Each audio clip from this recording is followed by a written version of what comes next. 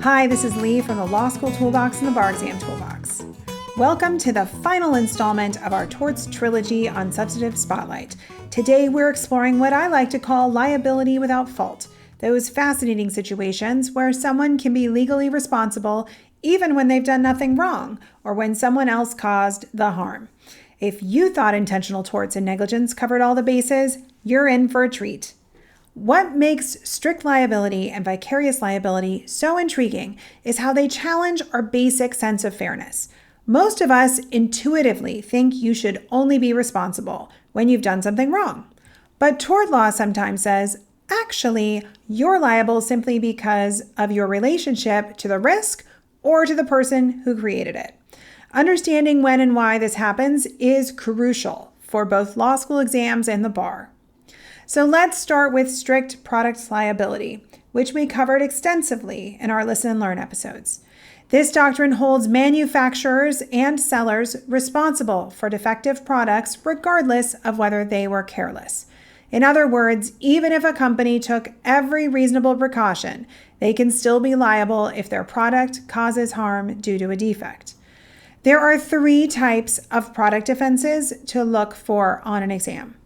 First, manufacturing defects. These occur when a particular product deviates from its intended design.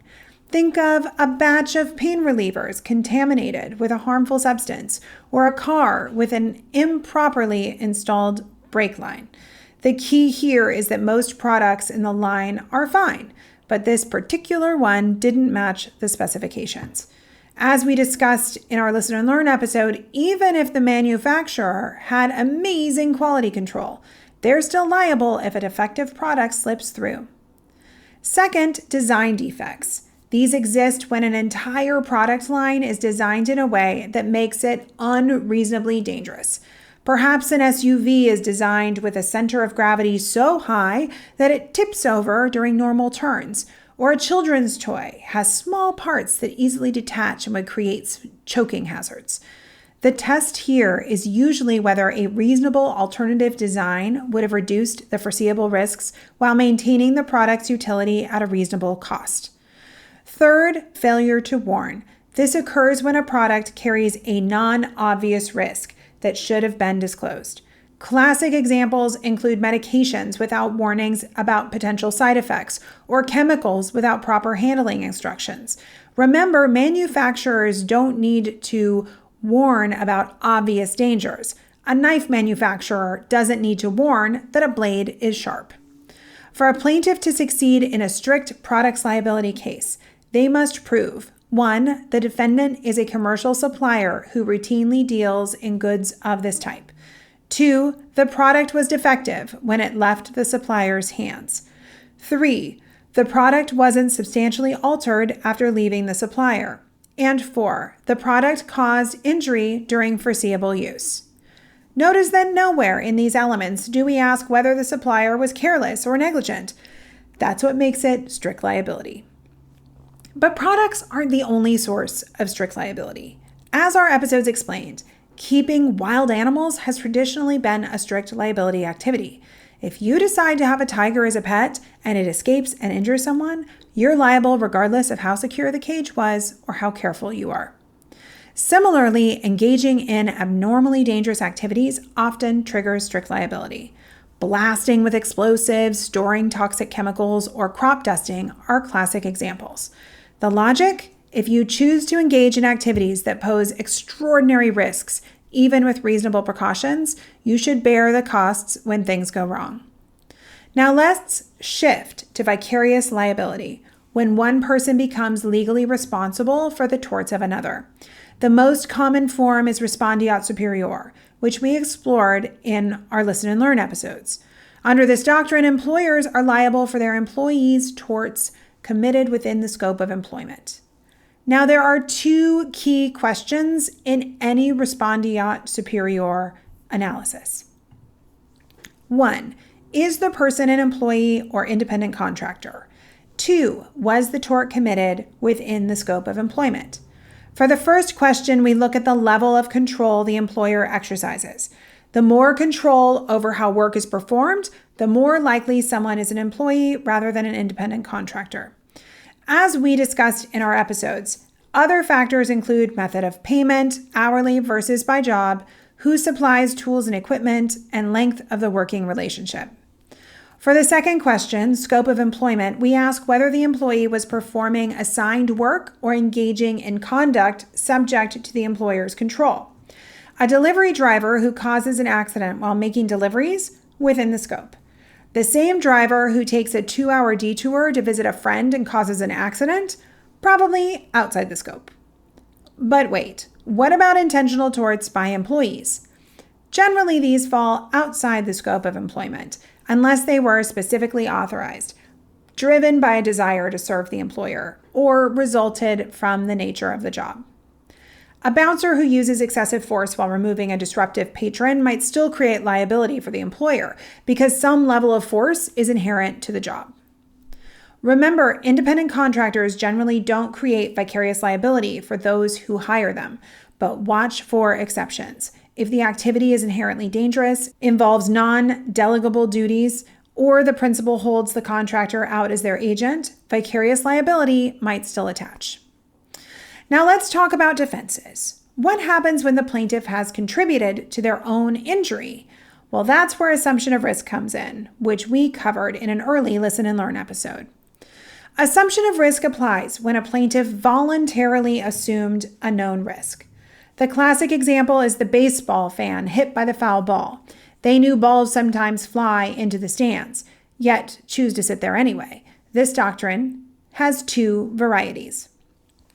Express assumption occurs when someone explicitly agrees to accept a risk, usually by signing a waiver.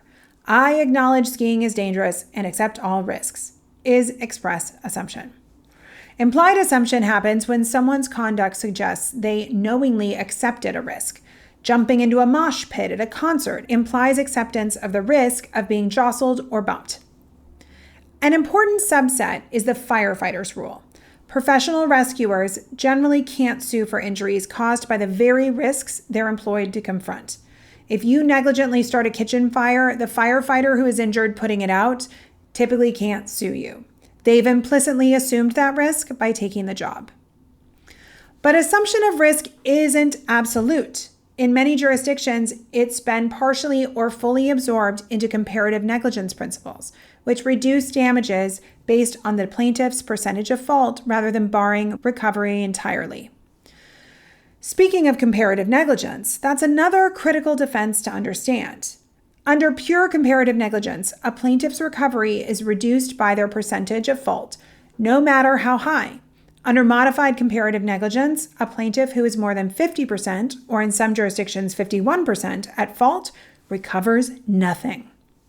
This is a major shift from the harsh traditional rule of contributory negligence, where any contribution to your own injury, even just 1%, barred all recovery. While a few jurisdictions still follow this approach, most have adopted some form of comparative negligence. So let's bring it all together with an example. Manufacturer produces power tools and sells one to hardware store, which then sells it to customer. The tool has a design defect that causes it to overheat during normal use. Customer is injured while using the tool, but was also ignoring a different warning about proper eye protection. So who can the customer sue? Well, both the manufacturer and hardware store under strict products liability. They're both in the distribution chain. What must customer prove? That the tool was defective when it left the defendant's control and that the defect caused the injury. What defenses might apply? Well, assumption of risk if customer knew about the overheating issue. Product misuse if customer was using it improperly. Comparative negligence to reduce damages based on customer ignoring the eye protection warning. Now, in analyzing strict liability and vicarious liability questions on exams, here's your attack plan. 1. For products liability, identify the type of defect, manufacturing, design, or warning. Determine whether all parties in the distribution chain are commercial suppliers. Check whether the product was altered after leaving the supplier, and assess whether the use was foreseeable.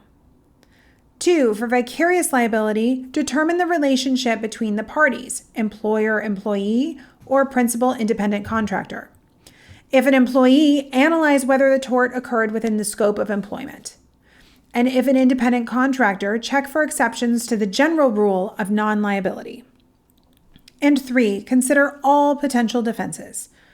Did the plaintiff assume the risk? Was there comparative negligence? Was the product misused in an unforeseeable way? For deeper dives into these topics, check out our Listen and Learn series episodes on strict products liability, vicarious liability, and assumption of risk. Each episode walks through real bar exam questions with detailed analysis that will help you nail these concepts on bar exam day. We have linked to them all in the show notes. What makes all these doctrines so important is how they balance competing societal interests. Strict products liability promotes safety innovation while distributing the costs of injuries. Vicarious liability ensures that businesses can't escape responsibility by pushing risks onto employees. And defenses like assumption of risk respect individual autonomy and choice. So this brings us to the end of our torts trilogy. We've covered negligence, intentional torts, and now strict and vicarious liability. Together, these form the core of tort law, a system designed to compensate victims, deter harmful behavior, and distribute losses in ways society deems fair. Remember, tort law isn't just about memorizing rules. It's about understanding the policies and principles behind them. When faced with a tough question, ask yourself, what outcome best serves justice? What rule would create the right incentives?